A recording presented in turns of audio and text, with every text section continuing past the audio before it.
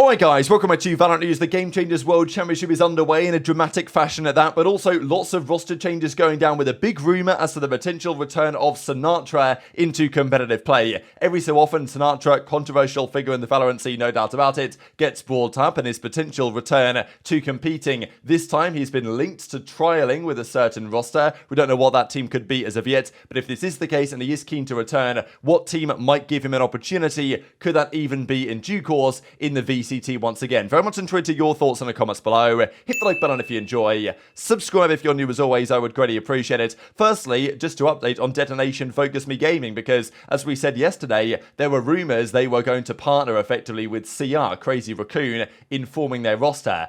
And that's basically what's happened. I mean, this tweet's got, it had 12,000 likes in, half an hour. I'm not gonna lie, the Crazy Raccoon, social media clout is absolutely absurd. They had 30,000 likes here on this tweet, and the roster was pretty much confirmed as we discussed it to be rumoured yesterday. Now, the belief is that what's happened here is that DTM, or Detonation, have combined with Crazy Raccoon, but not as a partnership for their actual spot, because that would create some difficulties and some issues from Riot Games side. Certain partnerships of the sort have been shut down, Bleed Global Esports, OG London United, those type of things. Partnerships in the Partnership League don't really work. Two teams together, Riot want it to be one team. So it's still just DFM, Detonation Focus Me Gaming, but CR are taking over control of their, so DFM, their Valorant division, that stays as it is. But on all of the influencer business expansion plans, public relations, video creation, online watch parties and events, good production and sales, that is what Crazy Raccoon are now taking over effectively. So, as Bo basically describes, that's what's going on. And DFM have acquired the roster and still have full control of the Valorant operations, but Crazy Raccoon will be taking care of the influencer and the content side of the team. So that makes quite a lot of sense to me. And as a result of this, DFM have acquired players that have been previously on Crazy Raccoon. So that hopefully will work out rather well for DFM this season, because last year they were a bit of a shambles, to be honest, and I like what they are trying to accomplish here. Now, another roster update on EMEA, Soulcast, Avova, Mulsi, top players, to be honest, that I think could very much easily be in Tier 1 in the VCT, but that's not the case. They'll be on Apex for next season, of course. That's the team that was oh so close to making it through Ascension, but they lost to Gentlemates in that final, so Gentlemates made it up. Of course, Apex making some roster changes. Lots of those guys have found their way into the VCT anyway, so this organisation is now building back again with this trio signing, or at least reaching verbal agreements for the time being. Now, let's talk about the Game Changers World Championship. Thought it was kind of cool to see as well lots of Valorant representation here from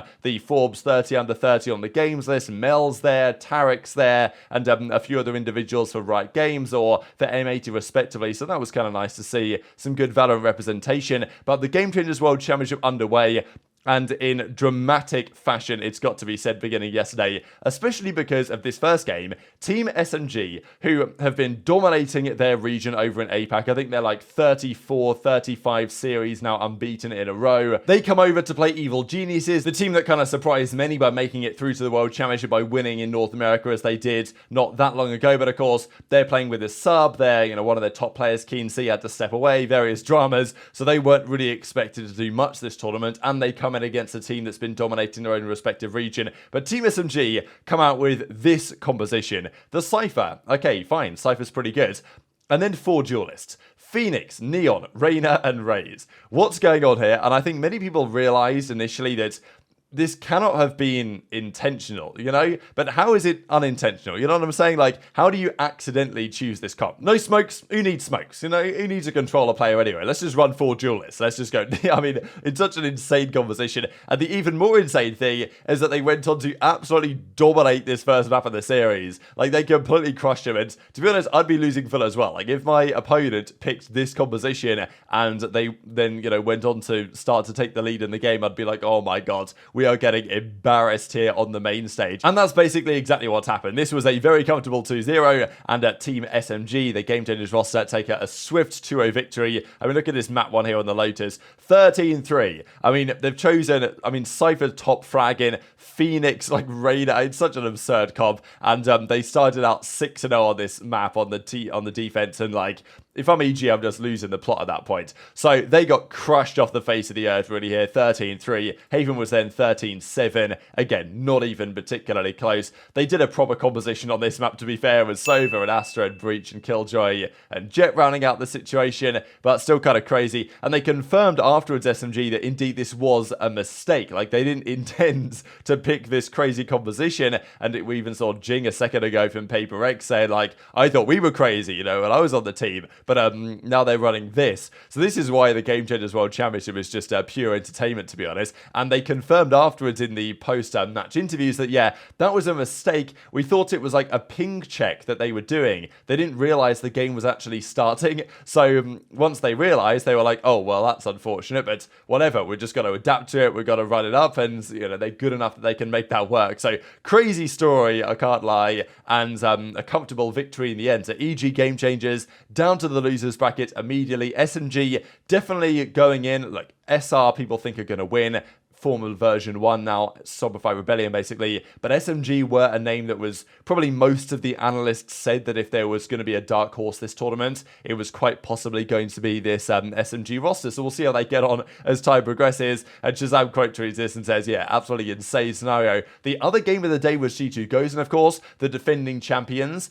Surprisingly enough, maybe not the favourites to win this event, but their team was somewhat different to previously. This was a pretty close series against the Team Liquid girls, but in the end, G2 somewhat too strong. Mimi top fragged here on the Sky. Sunset was 14-12 after a big overtime, and G2 goes and got that victory. And then Lotus. So, as I said the other day, we're seeing lots of Lotus be played at the moment, especially we saw in the Chinese region, but you know, loads of series are going Lotus is, at least going to Lotus at the moment, which it's kind of fun to see. But GG goes and win this one at 13-7, and they progress. So the bracket now looks like this. The other two games are going on today. I believe one of the BBL Queens players is unwell, and she's going to have to play from isolation or something. So that's kind of unfortunate, but we'll see how that goes today. That's the second game of today. The first game is SR, probably tournament favourites, versus Edward Gaming, the Chinese team that unfortunately one of their players that they wanted to attend can't attend. So there's a few teams with problems right now, but yeah, SMG G2 is going to be the upper semi-finals coming up. Actually, that's also today, so there's 3 games today. So there's those 2 games,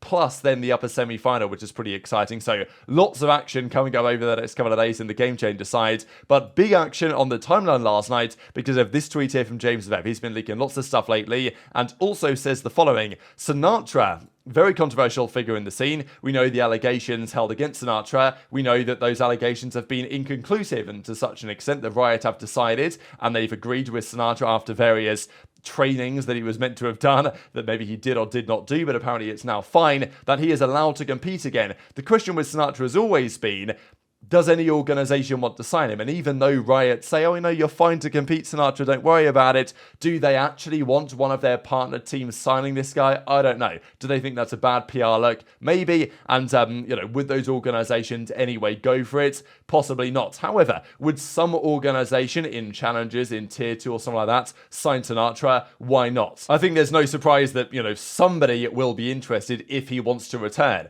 Everyone that's played with Sinatraa in Valorant or played against Sinatraa tends to say this guy's one of the most mechanically gifted and, you know, smart, intelligent players that they've ever played against and could improve many a top Valorant team. And if he wants to compete again, someone's going to give him a shot. So James Webb says the following, that he's recently been tried out for an unknown team, which is not quite the same maybe as tried out. I don't know if you guys think the wording on this matters, but being tried out kind of implies that that team went to Sinatraa and said, hey, do you want to come play with us, rather than Sinatraa kind of shopping around. But, you know, who knows? Does it mean he's going to try and return to professional play? Maybe, maybe not. But if he's playing a trial for a team, we don't know the team. Joseph says, yeah, I don't know who it is. It's, you know, is it a tier 1 team? I don't know. No information onto who the team is right now, but rumor has it he's trial out. So, you know, this could be any team. It could be a tier 1 team, could be a tier 2 team, could be, you know, a team with Zoms and the boys to run it back again. I don't know. But apparently it's someone. And would Sinatraa want to, you know, go and compete in challenges? Maybe, maybe not. I don't know. It depends on Sinatra's perspective on this one. But it is plausible, apparently, that it's a tier 1 team that's trialed him out at the moment.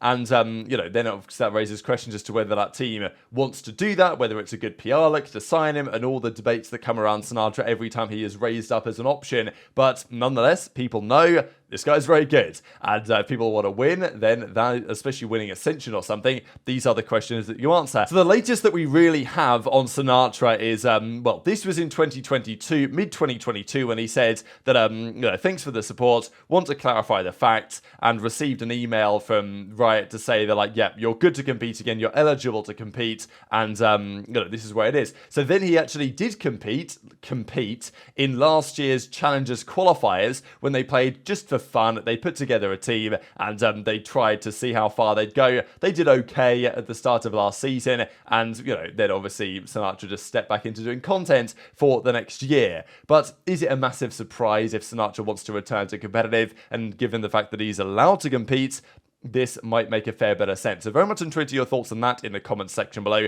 Just one thing as well to say, that I'm not going to share the clip on this, but I know a couple of guys pointed out to me that Sapnap here, who was involved in this NRG announcement video for the CS2 team, actually mentioned, he said it for 2 seconds, that, oh yeah, you guys are getting me the Valorant roster that I want type thing, which kind of implied that maybe they're cooking up a good Valorant team. Is it going to be Ethan? Is it going to be Demon 1? I don't know. We'll have to stay tuned. And just one final thing from TenZ. You guys might have seen the reaction to TenZ's mouse announcement the other day. And he's releasing this mouse, and they caused a lot of controversy. People compared it to like the Pokemon cookies, saying that it was a cash grab and all this stuff, especially because it's early days. They weren't really any specs for this mouse, and it's not like, oh, here's the mouse, buy it now. It's like, oh no, we're making this mouse, pre-order it now type thing. So TenZ basically blamed his management and said they thought it was a good idea to do this. Oh, maybe wasn't so sure. And looking back at it now, I know that it was a stretch to attempt to sell a mouse that had no finalized shape, specs, or weight. At the end of the day, shape is king. Talks that, look, it's not a cash grab. I love peripherals. I'm very passionate about, dreamed about making this stuff. So, apologies, but everything was rushed, and this is the current data that they have. So these are like the early looks of what it's going to look like. With the expected weight being, that's really light, isn't it? 50 grams, like a super light mouse, is it not? But yeah, I don't know. So I think that's going to be slightly different to what they initially said. I thought they said it was going to be a bit heavier than that. I don't know, but bit of controversy on this. I thought a pretty good response from TenZ, all things considered. But still, I'm not going to buy his mouse yet until I actually see if the mouse is any good or not, to be honest. But very much enjoyed your thoughts in the comments. Hit the like button if you enjoyed. Subscribe if you're new. Take care, and I'll see you next time.